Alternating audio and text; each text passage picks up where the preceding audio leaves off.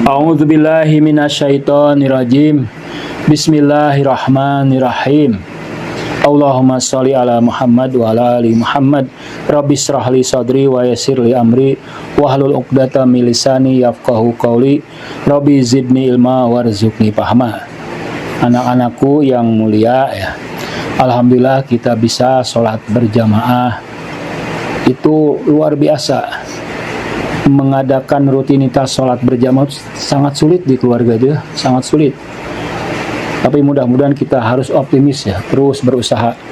Karena sholat berjamaah itu harus dibiasakan di rumah. Itu memperkuat hati, memperkuat ikatan. Selain sholat berjamaah, menurut penelitian, itu makanan bersama itu penting, guys. Muhammad. Jadi makan malam bersama, makan siang bersama. Itu ternyata orang-orang yang selalu makan bersama di keluarga itu rata-rata tidak akan gagal. Jadi mentalnya sehat. Jadi usahakan walaupun sehari sekali makan bersama ya kan. Kita sering makan bersama ya. Alhamdulillah. Jadi tidak makan sendiri-sendirian. Nah, itu kebiasaan-kebiasaan baik yang harus kita pelihara. Jadi banyak kebiasaan baik. Kebiasaan ini ada yang baik, ada yang buruk, hati-hati ya. Karena manusia ini, kalau dalam bahasa Inggrisnya, you are what your daily routine. Kamu adalah apa yang kamu lakukan secara rutin setiap hari. Nah, misalnya, kalian ini kan mahasiswa, pelajar. Apa yang kita lakukan rutin setiap hari? Itulah kita ya, karena itu pilihlah, kita kan punya kekuatan untuk memilih apa yang kita lakukan rutin setiap hari. Paling tidak pilihlah 4 hal nih. Pertama, belajar ilmu kan. Belajar itu dengan mendengarkan, dengan membaca, dengan menulis, dengan berdiskusi. Itu belajar. Itu memperkaya wawasan ya, memperkuat nalar dan pikiran. Berdiskusi bisa di WA kan, bisa langsung ya, itu ilmu ya. Selalulah setiap hari belajar ya, walaupun sedikit, walaupun 5 menit. Ini kan belajar sebetulnya kan, menyimak. Suatu hari kalian akan menjadi pembicara. Abah itu kemarin waktu bulan puasa, Agis Muhammad, dalam 2 hari itu Abah bisa bicara 10 kali. 10 kali, dalam 3 hari bisa 12 kali. Duhur, maghrib, subuh, khutbah Jumat, diskusi. Itu Abah semua rekam. Dan kemudian ditayangkan di YouTube Sholawat Channel. Alhamdulillah ya. Jadi kalau kamu mendengarkan, silahkan ya. Jadi belajar, tiap hari belajar ya. Usahakan belajar. Misalnya lihat film dokumenter. Itu film dokumenter menurut Abah paling memotivasi. Ajib ya. Ajib, karena dokumenter itu fakta kan, nyata ya. Abah kemarin nonton film dokumenter tentang, judulnya oleh TV Jepang ya, NHK ya. Jadi Jepang itu punya TV NHK namanya, khusus dokumenter. Judulnya apa? Casing itu berburu, mencari ya.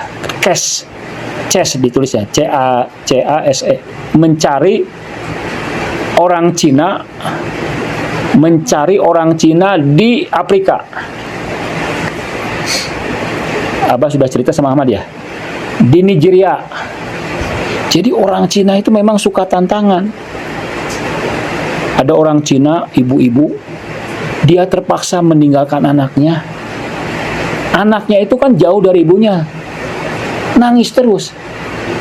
Anaknya itu kan moto dirinya di koper, di tas, menunjukkan bahwa dia ingin dibawa kan. Ibunya setiap melihat itu nangis. Tapi ibunya jualan apa ibunya di Afrika? Jualan speaker, guys. Karena orang-orang Afrika suka musik kan. Nah, itu buat Abah ya, salah satu yang paling membangkitkan semangat adalah film dokumenter. Itu menurut Abah ya. Karena itu asli, nyata bagaimana orang, banyak film-film dokumenter yang bagus. Nah, jadi belajar ya. Karena kalian itu suatu hari tidak akan lagi belajar. Mempelajari ilmu tuh hanya dalam waktu berapa tahun, Mat? Kuliah kamu 4 tahun kan? S2 kalau mau kamu lanjutkan 2 tahun. S3 2 tahun. Jadi 8 tahun. 8 tahun. Singkat, setelah itu kita tidak belajar lagi. Tapi mencari nafkah kan? Aktif bekerja. Kalau ibu-ibu mungkin tidak berkewajiban mencari nafkah, ya. Nargis, Mahdiat tidak perlu berkewajiban mencari nafkah, tapi laki-laki berkewajiban. Paling tidak kalau perempuan mencari nafkah untuk mengembangkan dirinya, ya kan? Misalnya kamu punya suami sudah memberi nafkah sama kamu, tapi kamu punya hobi kan? Hobi memasak.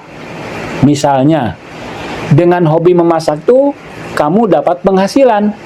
Uang itu bukan untuk memberi nafkah, tapi untuk kamu tabung, untuk kamu misalnya beli hal yang kamu sukai. Nah, itu untuk mengembangkan diri. Kalau perempuan mencari uang bukan untuk memberi nafkah, tapi untuk mengembangkan diri. Karena dia punya hobi, punya mimpi juga. Tapi kalau laki-laki harus mencari nafkah, wajib itu. Jadi persiapkan masa depan, karena kamu tidak mungkin sendirian terus. Suatu hari ada orang yang mengikutimu kemanapun kamu pergi. Ke gunung dia akan mengikutimu, ke samudra dia akan mengikutimu, kemana saja akan mengikutimu. Nah, persiapkan ya masa depan. Jadi pertama, bagaimana mempersiapkannya dari sekarang. Misalnya kalian mau berlomba maraton 5 tahun lagi, 2 tahun lagi, harus dipersiapkan dari sekarang kan. Latihan dulu 5 kilo, latihan dulu 10 kilo, baru siap. Hidup ini, survive ini berat. Karena hidup ini tidak ada misalnya hukum rimba dalam kehidupan ini. Kalau selama keluarga masih ada, ya kita akan mendapatkan bantuan. Tapi keluarga sampai kapan adanya kan? Abah sudah tua, mama sudah tua. Kita paling 5 tahun lagi, paling lama 10 tahun lagi. Persiapkan. Kalian mandiri, sendirian, harus survive, harus bertahan, harus mencari uang sendirian, harus mencari pekerjaan sendirian. Semuanya, tidak ada yang mengasihi kita. Jangan harap itu mimpi ya. Abah juga tidak ada yang mengasihi Abah. Walaupun teman, walaupun keluarga. Abah sejak SMP itu Abah mandiri, sejak SMP SMA lah mandiri Abah itu. Sudah mandiri. Bukan mandi sendiri ya. Artinya Abah menjadi pembantu untuk mencari uang untuk sekolah itu. Kemudian Abah ngajar untuk cari uang itu. Itu dari SMA, usia SMA. Nah, jadi pertama ilmu. Ilmu itu formal, informal, terus belajar ya. Yang kedua apa? Skill. Skill itu keahlian. Itu harus punya keahlian. Karena kalau orang yang punya ahli itu mudah mendapatkan uang itu. Kamu bisa apa? Bisa menyelesaikan masalah laptop, komputer, itu dibutuhkan ya. Bisa membuat aplikasi, bisa membuat program, itu dibutuhkan ya. Jadi pertama ilmu, kedua skill, ketiga apa? Akhlak. Nah, ini akhlak tidak ada gurunya. Akhlak moral itu tidak ada gurunya. Bagaimana caranya? Bergabunglah dengan orang-orang saleh ya. Kita harus hilangkan ego ya. Walaupun bisa jadi orang soleh itu lebih muda dari kita. Abah itu ya, Abah itu belajar dari murid Abah. Karena murid Abah itu ada yang lebih soleh. Abah ingat, sewaktu SMA, sewaktu kuliah itu Abah tidak seperti dia. Jadi dia ini lebih soleh karena muda aja udah soleh. Abah berguru sama dia. Abah bertanya, berdiskusi apa yang dia lakukan ya, bagaimana di keluarganya. Abah berguru, walaupun tidak menyatakan langsung. Karena ilmu itu kan kita tidak boleh ego ya, tidak boleh merasa wah sudah tahu. Karena akhlak ini sulit ya. Jadi bergabung dengan orang-orang soleh, bergabung dengan majelis taklim, dekatlah dengan ustadz, dekatlah dengan para pengusaha yang disiplin, dekatlah dengan dosen-dosen yang disiplin. Mereka itu akan menjaga kita. Punya komunitas, punya jaringan. Nah, perbedaan nih. Kalau ilmuwan tuh biasanya sukanya sendirian kan, individualis. Tapi kalau pengusaha, keahliannya membangun jaringan. Di luar itu kalian harus bisa membangun jaringan. Membangun teman lah. Berteman dengan orang-orang baik. Jadi teman yang baik itu kalian cari. Jangan ragu, jangan malu, jangan gengsi. Kalau ada teman orang baik nih, dia pintar, dia soleh, dekati dia. Ya, dekati. Karena itu sumber keberkahan. Karena orang tuh dilihat dari temannya kan. Kalau temannya sukses, dia akan sukses. Untuk sukses mah gampang menurut Abah. Berteman dengan orang-orang sukses akan menular. Untuk menjadi politisi, berteman dengan orang-orang ahli politik ya. Untuk jadi ilmuwan, berteman dengan orang-orang pintar. Begitu saja. Nah, untuk jadi orang pemimpin, bertemanlah dengan orang-orang yang karismatik, dengan orang yang berwibawa. Kita serap ilmunya, ya. Jadi kita bergaul dengan siapapun. Nah, jadi ilmu, skill, apalagi tadi akhlak, moral, ketiga kreativitas. Ini 4 modal ini, kalau kalian menguasainya, walaupun tidak sepenuhnya ya, siapkan, nanti kalian bisa survive di masa depan. Jangan menjadi beban. Kalau tidak punya ilmu, tidak punya skill, tidak punya akhlak, tidak punya kreativitas, kita akan menjadi beban di masa depan.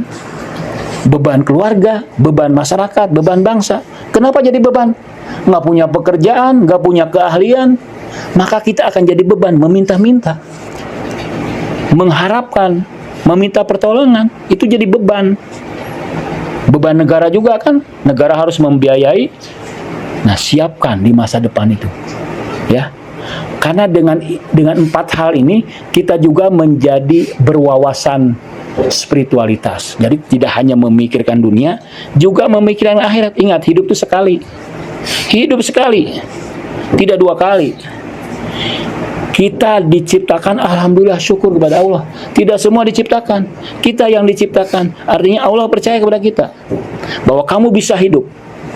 Kepercayaan Allah tuh kalian harus tunaikan. Allah kan percaya, ciptakan Ahmad, ciptakan Nargis, ciptakan Madia. Berarti Allah percaya bahwa kamu bisa hidup, bisa survive, bisa menjadi baik. Nah, itu amanah Allah, kepercayaan Allah, jangan disia-siakan. Hidup ini sebentar. Kalian pikir belajar 4 tahun itu sebentar. Dipotong tidur kan, Mad ya, setengah hari. Itu berarti hanya tinggal 2 tahun. Karena itu tiap hari harus bersemangat ya. Sekarang mungkin masih libur ya. Tapi ketika di dunia kampus, di dunia pelajaran, tidak semua orang bisa kuliah loh. Manfaatkan kesempatan. Kuliah mah di mana saja katanya.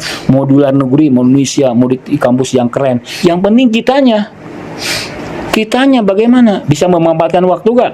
Bisa bertanya gak? Nah, ya. Dan yang kelima, jangan lupa selalu meminta, berdoa ya. Karena doa itu doa silahul mu'minin. Doa itu senjatanya orang mukmin. Doa bisa mengubah takdir ya.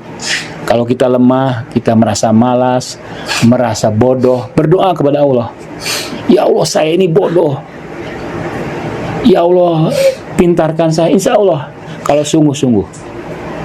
Nah itu ya, mudah-mudahan kita selalu optimis, selalu bersemangat. Kita punya mimpi yang besar, punya cita-cita yang besar, dan itu hanya bisa diraih dengan kerja keras, dengan ilmu, dengan skill, dengan akhlak, dengan kreativitas.